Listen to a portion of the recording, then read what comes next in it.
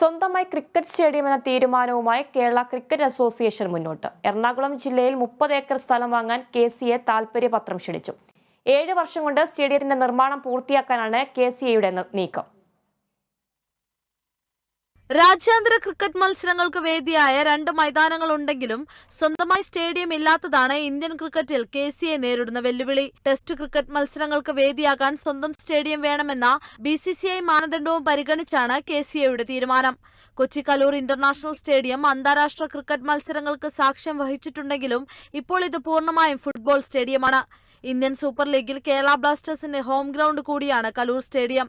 Thiruvananthapuram greenfield stadium ദീർഘകാലത്തേക്ക് ഉപയോഗിക്കാമെങ്കിലും കരാറിന്റെ സാങ്കേതികത്വവും വിനോദ നികുതിയും സംബന്ധിച്ച സമീപകാല വിവാദങ്ങളും അസോസിയേഷന് തിരിച്ചടിയായി.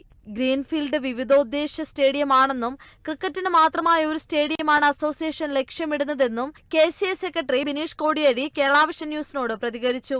ഹോം ഗ്രൗണ്ട് ആയിട്ടില്ല. കാര്യഗോട്ടം ഗ്രൗണ്ട് ഒരിക്കലും ക്രിക്കറ്റ് ഗ്രൗണ്ട് അല്ല. അത് മൾട്ടി ലെവൽ സ്റ്റേഡിയമാണ്. അത് മൾട്ടി ലെവൽ ഇതിനു വേണ്ടി സ്പോർട്സിന് വേണ്ടി ഉപയോഗിക്കുന്ന സ്റ്റേഡിയം നമ്മൾ ക്രിക്കറ്റിന് വേണ്ടി കൺവേർട്ട് ചെയ്യുന്നതാണ്. ബാക്കിയുള്ള 8 അസോസിയേഷനുകളാണ് ഇപ്പോൾ ഇന്ത്യയിൽ സ്വന്തമായിട്ട് ക്രിക്കറ്റ് സ്റ്റേഡിയം ഇല്ലാത്ത. BCCI അതിലൊന്നാണ് കേരളം. അതുകൊണ്ടാണ് ക്രിക്കറ്റിന് വേണ്ടി മാത്രമായ ഒരു ഇന്റർനാഷണൽ സ്റ്റേഡിയം എന്നുള്ള കോൺസെപ്റ്റിലേക്ക് BCCI വരികയും കേരളത്തിനെ പരിഗണിക്കുകയും ചെയ്തിട്ടില്ല ഇപ്രാവശ്യം.